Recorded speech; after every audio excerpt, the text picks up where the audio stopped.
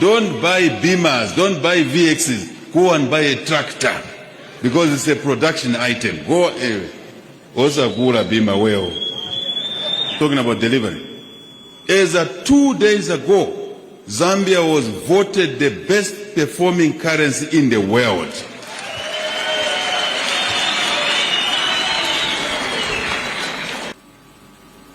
Unknown to all of you, or many, we promulgated a project called Project Lechwe.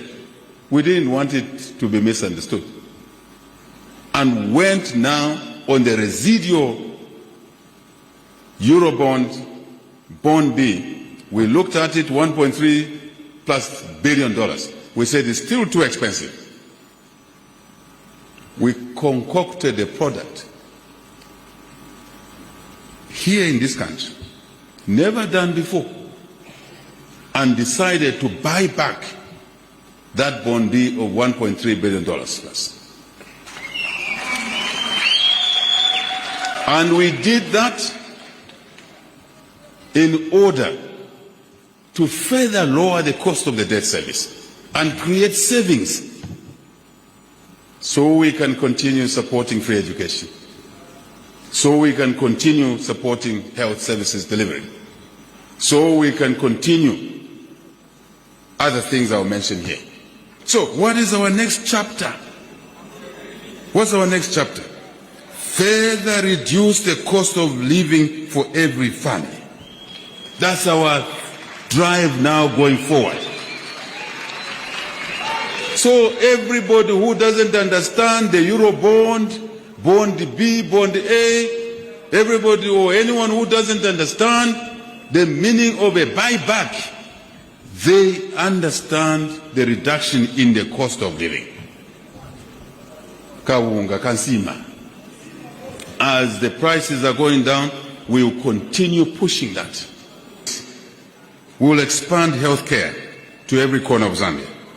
We will grow tourism, not to 2 million, but to 5 million tourist arrivals and more jobs. We will support, hear me out, this is new. We will support the growth of regional economies. Every province will receive special support to grow the economy of that province without segregation. So we can grow job opportunities inside each province of the 10 provinces. Never done before. Touched on. Pillar 1, growing the economy, is our mantra now. Our song in the night, in the morning, or at lunch, in the evening is economic growth. Seek ye economic growth and other things will fall in place. Local content. What does that mean? We've just legislated that in the mining sector, the mines will buy more goods and services from Zambian companies. We are going to drive that. Pillar number 2, we want to connect the nation. We still have disconnections in our country.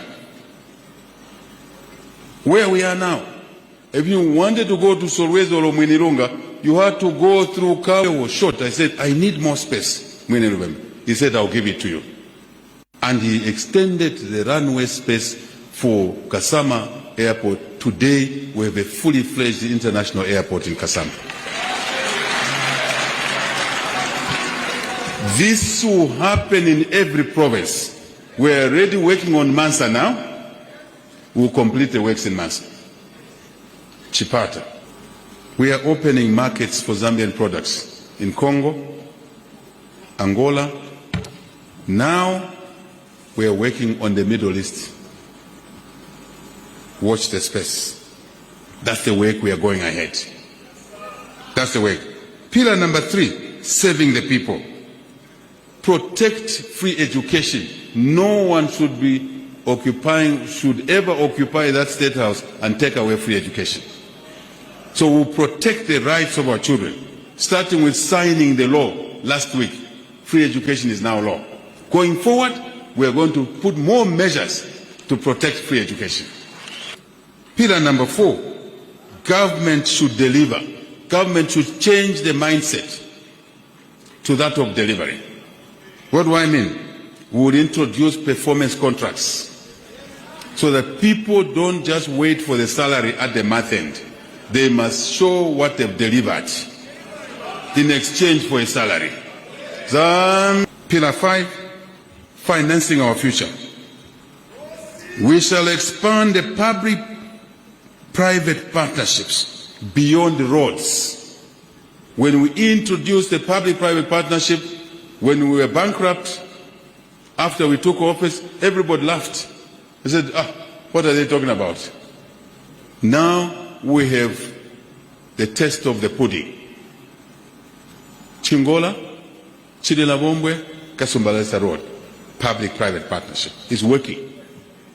10, 5, 3, 1, 1. What is the meaning of that? The two tens. 10 million tons of maize. We've already produced 5 million. Very near. The next 10 is 10,000 megawatts of electricity. 5 is 5 million tourists. 3 and 3 is 3 million tons of copper. Are we together? Next 3 million tons of soybeans. China already is placed an order for 2 million tons. So we already have a market. Zambia. The next, right? 1 is 1 million tons of wheat. We only consume 400,000 metric tons. So we will produce all the wheat, all the bread, all the buns you eat. We want to produce the wheat from here. And the excess we sell. For more money, for more jobs. Next one and the last one, $1 billion of beef exports.